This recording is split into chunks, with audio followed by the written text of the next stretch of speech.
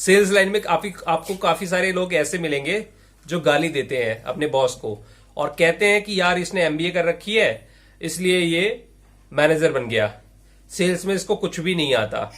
और वो कई सारी कंपनी में जाते हैं और वहां पर जो उनका मैनेजर होता है उसको भी गाली देते हैं, लेकिन कुछ अलग तरीके से, क्योंकि वो जो मैनेजर होता है उसके पास एमबीए नहीं होती और 12th है, कोई ग्रेजुएशन कर रखा है, तो उसको क्या गाली देते हैं कि साला तलवे चाटता था इसलिए ये मैनेजर बन गया, इसको कुछ भी नहीं आता।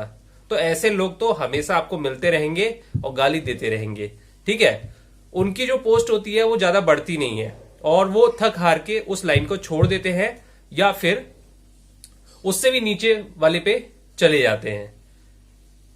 और आपको ऐसे लोग भी मिलेंगे जो इस तरह की गाली देते हैं, लेकिन कुछ दिन बाद जब आप वापस आए उस टेरिटरी में, आपसे कभी सामना हुआ, तो वो लोग और भी अच्छी पोस्ट पे चले गए हैं। लेकिन आपने एक चीज नोटिस की होगी कि उनका जो स्वभाव है वो पहले से चेंज हो चुका है।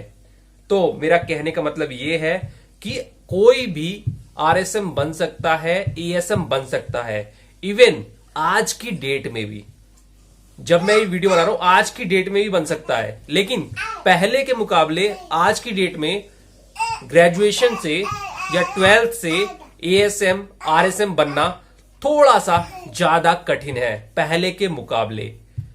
इससे बढ़िया तो आप क्या करिए कि अगर आपको उतनी ज्यादा मेहनत करनी है तो थोड़ी सी मेहनत कर लीजिए।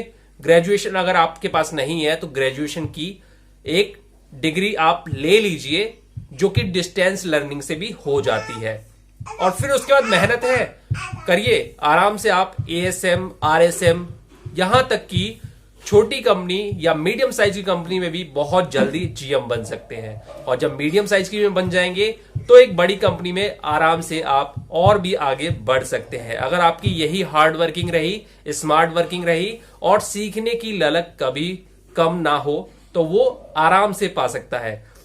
अब मैं आपको उदाहरण बताता हूं कि बहुत सारे कंपनियों में, जिनको हम लाला कंपनी भी कहते हैं, लाला कंपनी कहते हैं या छोटी मोटी कंपनी कहते हैं, उसमें जो आरएसएम है उसको लैपटॉप और कंप्यूटर चलाना नहीं आता, ठीक है। लोग हंसी में कह देते हैं यार इनको तो लैपटॉप चलाना ही नहीं आता, कंप्यूटर चलाना ही नहीं आता, ठीक है, ये अपना काम किसी दूसरे से करवा रहे हैं।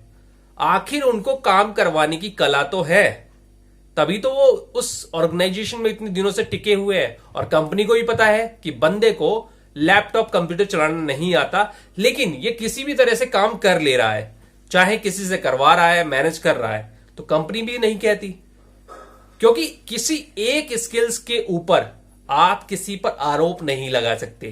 किसी एक उसकी क्वालिटी जो है, जो जन्म से ही उसे मिली हुई है या उसने अर्जित की हुई है, उसके बेस पर उसके ऊपर आप ये नहीं लगा सकते कि इसको हार्ड वर्किंग की नॉलेज नहीं है, इसको सेल्स की नॉलेज नहीं है, इसको तमाम तरह की चीजों की नॉलेज नहीं है। अगर आप ये चीज देखते हैं अपने मैनेजर्स में या किसी भी मैनेजर्स में, तो आपके अंदर जलन की भावना पैदा होगी और आप अपनी स्किल्स पर फोकस नहीं कर पाएंगे। आपको जो करना है वो चीजें नहीं कर पाएंगे। तो आप इन चीजों को छोड़ दीजिए कि फलाना मैनेजर को क्या आता है, इसको मैनेजर को क्या आता है, जीएम को कुछ नहीं आता, इसको पता ही नहीं है, मैं जो ट्रिक बता दूंगा उससे कंपनी ग्रो हो जाएगी। आप इंतजार कीजिए कि आप उस पोस्ट पर जाएं और फिर अपनी ट्रिक अपना आजमाना और आगे बढ़ना, ठीक है। जो चीज आपके हाथ में नहीं है, जो पोस्ट आपके हाथ में नहीं है, पहले उस पोस्ट के काबिल बनिए। चाहे छोटी कंपनी में, बड़ी कंपनी में, न्यू लॉन्च कंपनी में, किसी भी तरह से। और किसी भी पोस्ट को पाना केवल एक टेक्निक से नहीं होता। ऐसा नहीं है कि कोई चमचागिरी करके केवल आरएसएम बन सकता है। ऐसा नहीं है कि कोई केवल एमबीए की डिग्री लेके आरएसएम बन सकता है। मैं आपको हकीकत बता रहा हूं, मेरे साथ के काफी सारे लोगों ने एमबीए कर रखी है और उनकी जो सैलरी है 10-12 साल के बाद भी 22,000, 24,000, 26,000 है। और बहुत सारे मैं मार्केट में एमबीए स्टूडेंट देखता हूं जो मेरे से पहले एमबीए करी है, मेरे से 2 साल पहले करी है, 3 साल पहले करी है। उनकी जो सैलरी है वो 22,000, 24,000, 28,000 है। ज्यादा से ज्यादा उनके बुढ़ापे को देखते हुए 32,000 है, ठीक है।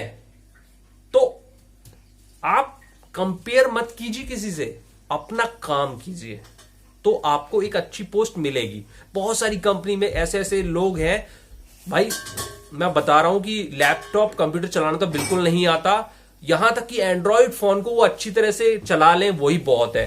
कंपनी का जो एप्स है उससे खुद चला लें, तब वो जाके ट्रेन की ट्रैकिंग करेंगे, लेकिन वो सक्सेसफुली काम कर रहे हैं।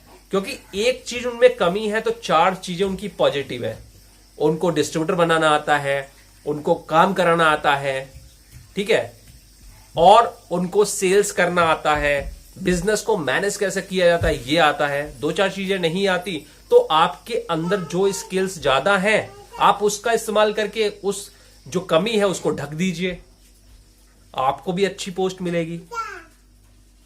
अगर मैं शुरू से गाली देता रहता किसी भी मैनेजर्स को, या कोई भी ऐसा जो मैनेजर बना है आज की डेट में, तो क्या वो मैनेजर बनता या क्या वो वहां पर पहुंचता? भाई अगर किसी ने चापलूसी का रास्ता निकाल रखा है तो चापलूसी भी कर रहा है, काम भी कर रहा है।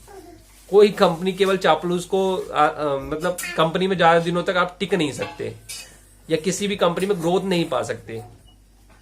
हर जगह ये वाली ट्रिक नहीं चलती, कुछ काम करना पड़ता है। हाँ, बहुत सारे लोग ऐसे हैं, मैं पर्सनली मानता हूं कि बहुत सारे लोग ऐसे हैं जो इस लाइन में गलत आ गए हैं, उनकी कैपेबिलिटी नहीं है इसको हैंडल करने की, सीखने की, तो वो अपनी मार्केट में रहते हुए देख लें कि हमें किस लाइन में ज्यादा तरक्की मिलेगी। ऐसा शुरुआत में मैंने भी कई सारी जॉब करी थी, 6 महीने साल भर मेरा मन नहीं लगा, मैंने उस चीज को सीखा और फिर देखा यार मैं इसको कर नहीं पाऊंगा या मुझसे नहीं हो पाएगा, मैंने छोड़ दिया। सेल्स को मैंने देखा, सेल्स में मेरा कोई इंटरेस्ट नहीं था, सेल्स को देखा, उसकी चीजें सीखी, बारीकी सीखी, और बाद में मुझे थोड़ा एनालाइज हुआ कि ये सही है मेरे लिए, ये मैं कर सकता हूं, मैं सीखने के बाद भी इंटरेस्ट है, सही जा रहा हूं, तो मैंने यही किया। तो आप भी देखिए कि आपके अंदर क्या कैपेबिलिटी है और फिर उस चीज को पाने के लिए कोशिश कीजिए।